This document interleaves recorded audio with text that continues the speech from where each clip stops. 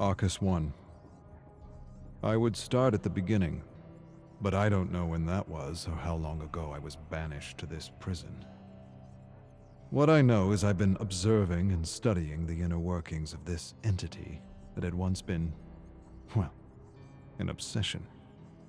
How ironic that I should be sentenced to live out the rest of my days in the very thing I sought to destroy.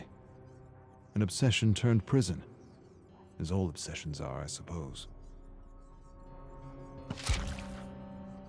Arcus 54. The atmosphere of the realms is dark and grim, to say the least, but also ever-changing. I've already remarked that the atmosphere is misty, even foggy at times, and that this fog feels alive.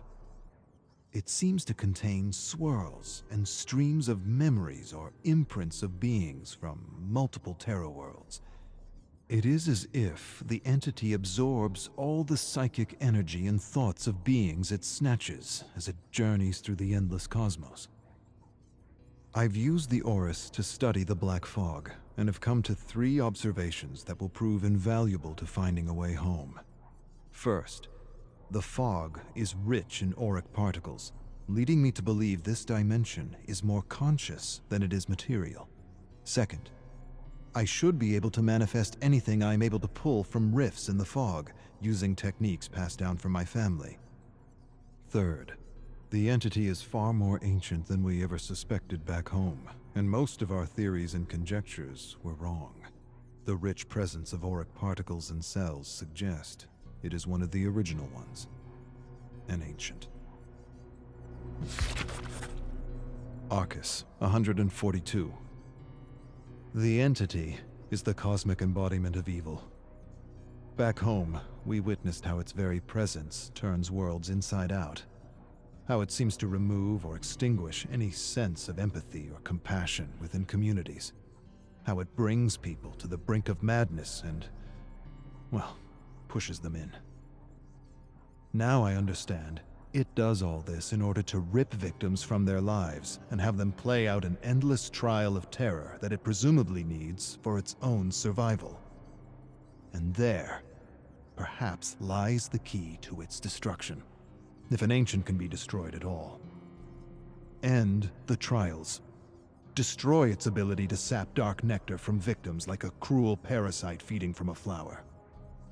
At least the archives affords me a better understanding of the entity, why it moves from universe to universe, picking victims off and devouring worlds as though at a cosmic buffet. What I have yet to conclude is whether it is attracted to worlds that are brimming with darkness and madness, or if it is in fact the catalyst of such darkness and madness. Arcus 557. All planes of existence are a unique mix of conscious auric particles and material particles. The entity is almost certainly pure consciousness. The observable fact of existence is the material world responds to and changes with consciousness. Collective consciousness is the key. The body, the home, the trial, all of it is an expression of the entity's unconscious need for fear and terror.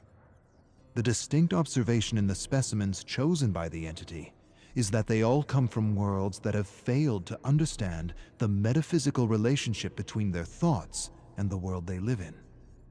This is not by chance. It is, to my mind, self-preservation. Victims who know this truth and have honed their ability to manifest could be poisonous to the entity. This leads me to believe the entity is attracted to dark worlds because darkness and chaos are clear indicators that inhabitants have failed to connect the dots between the collective consciousness and the health of their world. The conclusion, then, might be that the entity feeds off ignorance. Arcus 731. Hard to tell when one day ends and another begins. The tower and the library help me cope, but it's hard to forget the truth of my situation, even for a moment, knowing everything I have is a lie. I have access to anything I want, and yet I have nothing. The survivors continue to undergo the trials of the most brutal of killers. I continue to search the fog for the memories of those who found a way to escape. It sometimes feels like a futile search.